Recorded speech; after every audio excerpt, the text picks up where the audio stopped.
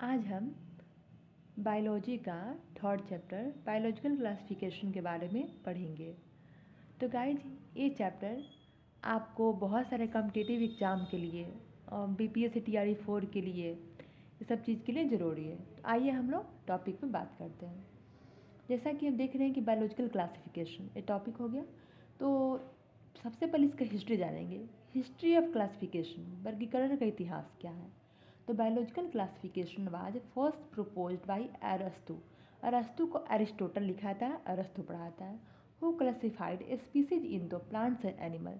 जो अरस्तु थे ना, वो स्पीसीज को प्लांट्स और एनिमल्स में डिवाइड किए थे।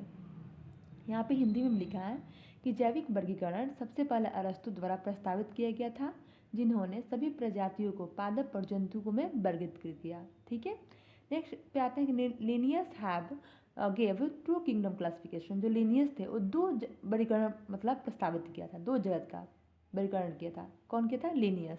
पूरा नाम क्या है? Carolus Linnaeus. कौन कौन सा? किंगडम प्लांटी और किंगडम एनिमेलिया। तो चलिए हम बात करते हैं आगे। Most accepted system of classification is 5 kingdom classification which has been given by Robert Whittaker. मतलब जो 5 किंगडम क्लासिफिकेशन था उसको कौन दिया था? Robert Whittaker. कौन दिया था? Robert Whittaker. 5 किंगडम क्लासिफिकेशन कौन दिया था? Robert Whittaker. चलिए आप बताइए। और 3 किंगडम क्लासिफिकेशन किसने दिया था? आप लोग कमेंट में बताइएगा। ठीक है, चलिए 5 किंगडम क्लासिफिकेशन। जब 5 किंगडम क्लासिफिकेशन RS विटेकर बांट दिए तो कौन कौन सा किंगडम बांटे थे? तो हम इसके बारे में जानेंगे। पहला है Monera, protista, fungi, Plantae, animalia. Fungi को फंगी के नाम से भी जानते हैं।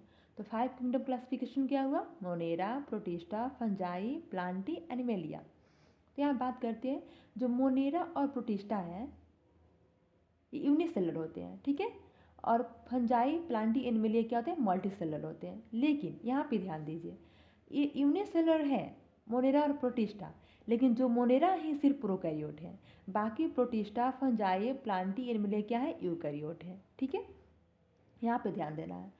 अब बात करते हैं, एग्जाम्पल दे दिए मोनेरा का आप बैक्टीरिया, और प्रोटिस्टा एग्जाम्पल आप यूग्लिना वगैरह दे सकते हैं। फंजाई के एग्जाम्पल ईस्ट, यूनिसेलर। आगे भी पढ़ना है, मैं यहाँ पे शॉर्ट में लिख दी हूँ ताकि कंसेप्ट क्लियर होते चले। तो फर्स्ट हम किंगडम पे बात करेंगे, किंगडम मोनेरा। यहाँ पे लिखा है कुछ point. All bacteria come under kingdom Monera. जितने भी बैक्टीरिया होते हैं वो मोनेरा में आते हैं। तो मोनेरा प्रोकैरियोट होते हैं, और मोनेरा एग्जाम्पल क्या है? Bacteria. All prokaryotes have cell wall except mycoplasma. सभी प्रोकैरियोट के पास सेल वॉल पाए जाते हैं, लेकिन माइकोप्लाज्मा को छोड़कर। माइकोप्लाज्मा सबसे छोटी होती है ना, तो उसको छोड़कर माइकोप्लाज्मा गैलीसेप्टिकम। ठीक है, चलिए अब नेक्स्ट वीडियो में फिर बात करेंगे। चलिए मैं यहाँ पे एग्जांपल देती हूँ। बैक्टीरिया, ब्लू ग्रीन अलगी, इसे साइनोबैक्टीरिया के नाम से भी जानते हैं। माइकोप्लाज्मा, ये सब क्या है? मोनेरा का एग्जाम्पल है। नेक्स्ट इसमें बैक्टीरिया जो एग्जाम्पल में दिए गए बैक्टीरिया के बारे में बात करते हैं। मोस्ट अबाउंडेंट माइक्रो ऑर्गेनिज्म, ये क्या है? सबसे ज़्यादा मात्रा में पाए जाने वाले सूक्ष्म जीव है। They can be both useful and harmful. ठीक है, useful bacteria, harmful bacteria. Useful bacteria में दे आर डिकम्पोजर, ये डिकम्पोजर हो जाएगा। They are source of many antibiotics. They help in nitrogen fixation, nitrogen fixation में हेल्प करते हैं, जैसे राइजोबियम हो गया, एजोटोबैक्टर हो गया। फिर they help in making curd from milk, milk दूध से दही बनाने में भी यूजफुल बैक्टीरिया का यूज होता है।